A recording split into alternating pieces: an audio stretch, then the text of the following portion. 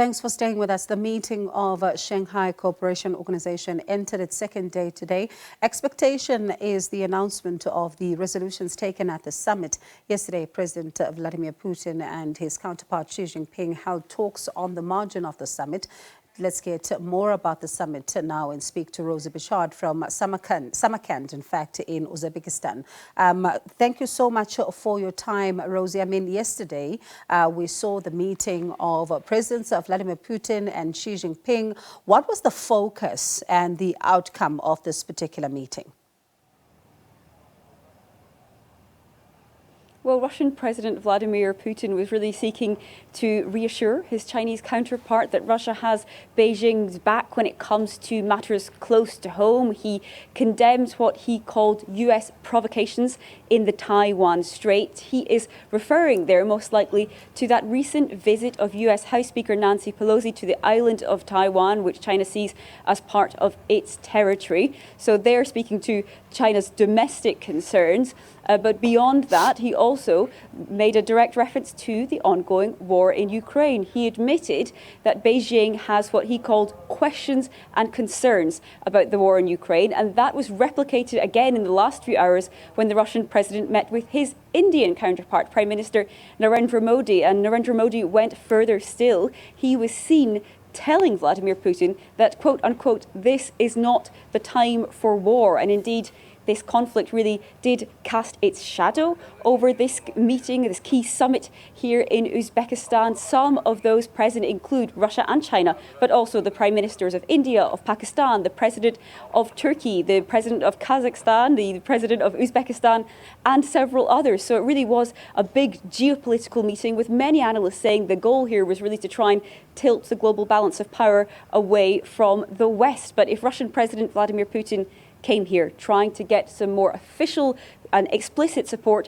for his ongoing war in Ukraine, well, he didn't quite get that, because these are a group of leaders that have neither supported the war in Ukraine, but have not, neither have they officially and formally condemned it.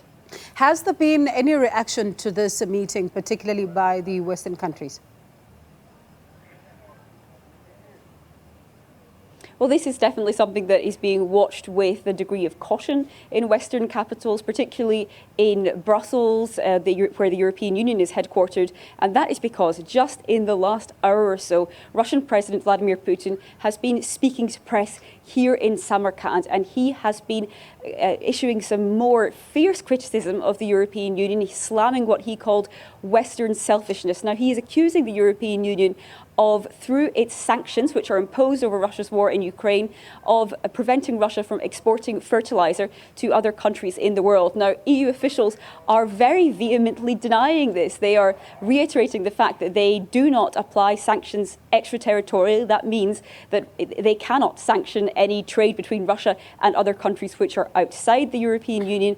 But Moscow is really doubling down on that accusation. And of course, that is with these big fears of this fears of a global food shortages in mind. And it was Turkish President Erdogan that helped secure that deal, which allowed the grains which were trapped in Ukraine to start flowing again and being exported out of the country. But Putin expressed some dissatisfaction with that deal. So that's likely something we're going to be hearing more about. But unsurprising that Vladimir Putin used this meeting here in Samarkand and this recent press conference as an opportunity to once again issue severe criticism and slam the West.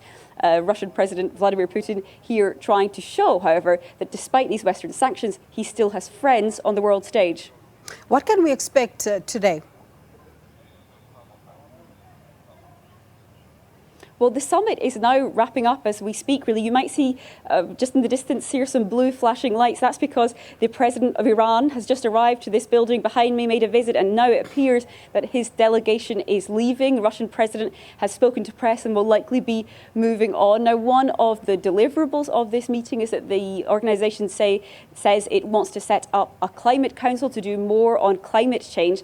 And that was particularly relevant given the fact that the Pakistani Prime Minister, Shehbaz Sharif, sat in the plenary session today with his dozen or so other world leaders.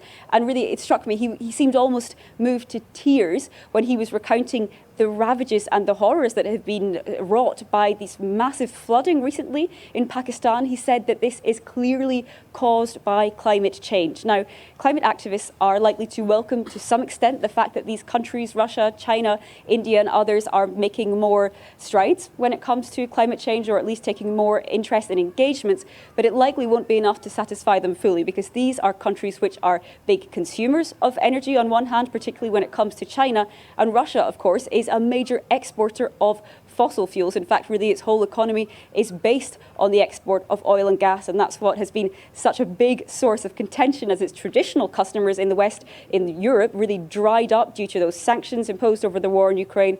And now Russia is, of course, looking for more customers. It's turning toward China.